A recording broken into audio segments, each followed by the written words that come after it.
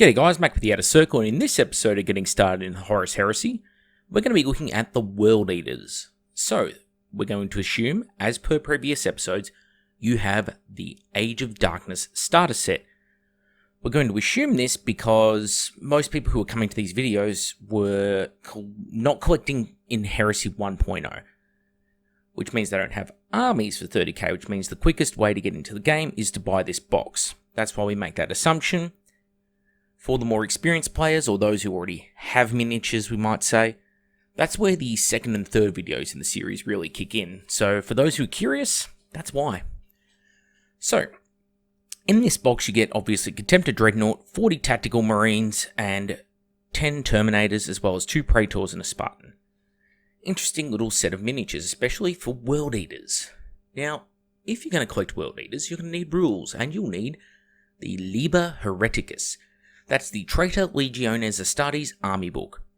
This one will give you all the rules for World Eaters, whether you're playing Traitors, whether you're playing Loyalist, it's all in this book. Now, for stylizing them, we obviously have some decals or transfers or whatever you want to call them. Decals? Yeah, anyone? No one? Okay. So, really good sheet, this one. Lots of iconography on it. For a start, great. The second best thing about it is you'll see there's a lot of small iconography and unit markings, old warhound symbols, etc. And there's lots of them. There's multiples of them. 20, 30, 40 in some cases. And that's exactly what you want, because you want to be able to kit out whole units with these markings. So, really good for you in that regard. Now,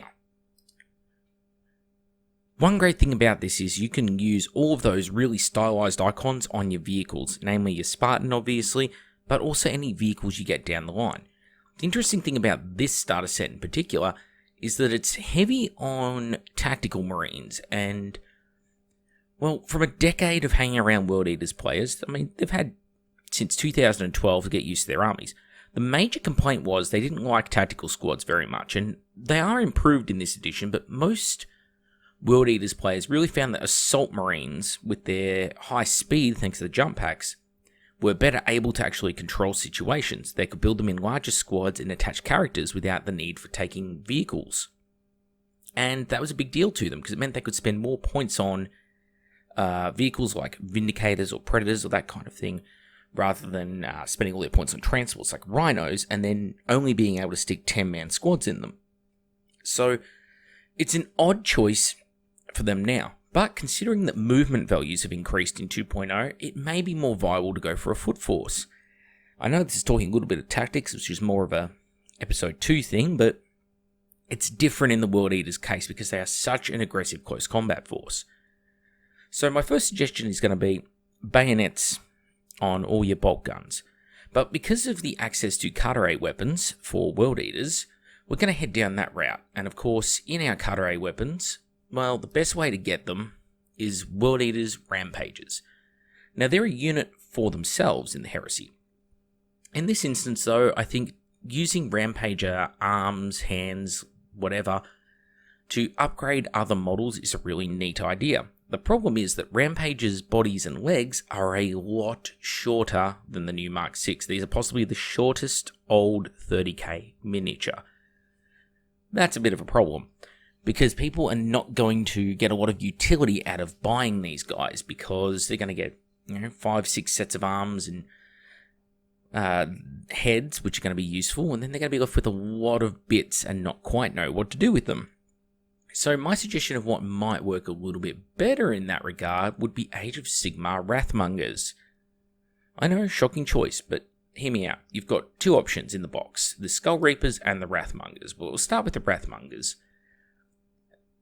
These make excellent meteor hammers, and you get a lot of them in the box. These big hammers on chains. So if we look back at our World Eaters Rampages, you can see there's a couple here who have the old ball and chain. Well, you're going to go for the block and chain if you use these guys. Also, the heads, depending how stylized you're going, if you are going full Khorne devotee, so you're going for the red scheme instead of the blue scheme on your World Eaters, which is a thing some people prefer. It kicks in sort of the midpoint of the Heresy. They start to change all the blue parts on their armor to red, and then eventually the whole armor becomes red. But that may be an option to you. The Skull Reapers is taking it to extremes, because you could start doing things like the Vexilias. That's the banner pole on a miniature. That's Vexilia. So you could start using the little poles on the back of these guys to replace those Vexilia if you're going right down that, right at the end of the Heresy, Siege of Terror, we're fully devoted to Khorne, let's eat people sort of area. Again, don't have to, but if you can get a hold of these weapons, because remember, a lot of people bought Khorne armies. They bought Blood, whatever armies, Blood Feud, whatever it is for Age of Sigmar armies back in the day. And when they built these kits, they had a lot of weapons left over. That means that it's really easy to get these weapons or bits in places like eBay or Warhammer trading groups, which is something very helpful because, again, the bare arms, these gigantic bare muscled arms and that works fine on World Eaters because, well, they often have bare arms, as you can see on their elite infantry. They have chains wrapped around their arms and, weapons chained to them. Anyway, the next upgrade for them, helmets. Now, there's 2 sets of helmets, actually. Now, the veteran sets, these are for your characters and for your squad sergeants. Really easy way to mark them out. And you can see it's heading towards that 40k Khorne Berserker bunny ears look. The other set is for your regular line troops. So these ones you can just dole out as you feel suits best amongst the force. The last unit to include in it would be Apothecaries. Because you want to have nice big squads, I'd probably be looking at 2 squads of 15, maybe turning the last 10-man squad into something like tactical support or a heavy support squad, or even a veteran tactical squad. You're going to want Apothecaries to keep these squads alive as they move across the battlefield. You'll have more aggressive and harder hitting units as you expand the force, therefore they're not going to get targeted by too much. But you want to have ways of, preventing injuries happening to the squad, and Apothecaries are a great way to do it. You can get a lot of Apothecaries, I believe it's 8, for a single elite slot in the new series of the game. So take advantage of it, use them. And of course, the last thing to add if you're going to build a World Eaters army, a pack of Citadel Skulls. And if you need me to explain how, you probably shouldn't be playing World Eaters. Anyway, that's pretty much it for me. I mean, we can look at the characters. We've done so in the other previous boxes. But yeah, this guy, yeah, that's a World Eater, pretty much. This guy, take one of those cutaway weapons and put it on him. Give him a Butcher's Nails head. It's going to be pretty close to World Eater. If you go look at the Khan model over at Forge World, he's not crazy ostentatious. It's not the World Eater's way. This guy's got plenty going on already. So, it's fine. It'll work.